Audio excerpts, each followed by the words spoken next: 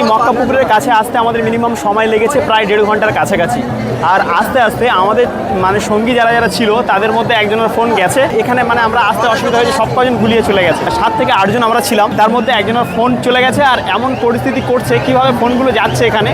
আর আজকেই প্রথম বছর আমি এখানে আসলাম, আর এসে যেমনভাবে দেখলাম যে সাধারণ মানুষের মোবাইলগুলো যেভাবে চুরি হয়ে যাচ্ছে, সেটা হলো হঠাৎ মাত্র যে সমস্ত জায়গায় ভিড় হচ্ছে সেই সমস্ত জায়গায় গিয়ে কিছু চোর মিলে, তাদেরও একটা গ্যাং আছে, তারা গিয়ে সাধারণ মানুষের গায়ে জোর জবরদস্তি করে ধাক্কা মেরে দিচ্ছে। ধাক্কা মারার ফলে ঠিক আছে, ধাক্কা মারার পরেই কিন্তু তার যখন পড়ে যাচ্ছে সেখান থেকে মোবাইলগুলো ছিনিয়ে বার করে নিচ্ছে সেখান থেকে।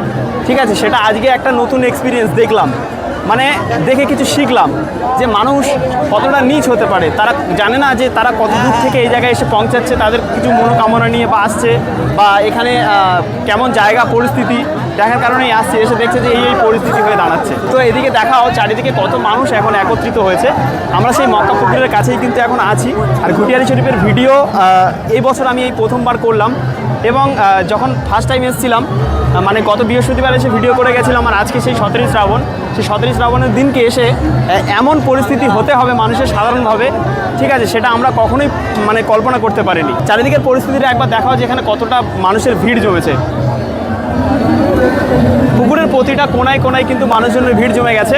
এবং আমরা যে কোনাতে আছি স্টেশনটা ঠিক অপোজিটে, স্টেশনের ঠিক অপোজিটে কিন্তু আমরা এখন এখানে দাঁড়িয়ে গেছি। যেটা সত্য সেটাই দেখালাম আর সেটাই বললাম।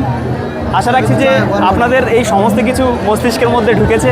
অবশ্যই এই ভিডিওটি বেশি পরিমাণে শেয়ার করবেন। শেষ পর্যন্ত দেখার জন্য অসংখ্য ধন্যবাদ।